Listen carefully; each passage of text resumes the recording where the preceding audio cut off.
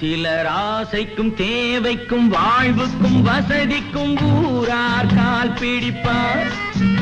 ஒரு மானமில்லை அதில் ஈனமில்லை, அவர் எப்போதும் கால் பிடிப்பார்.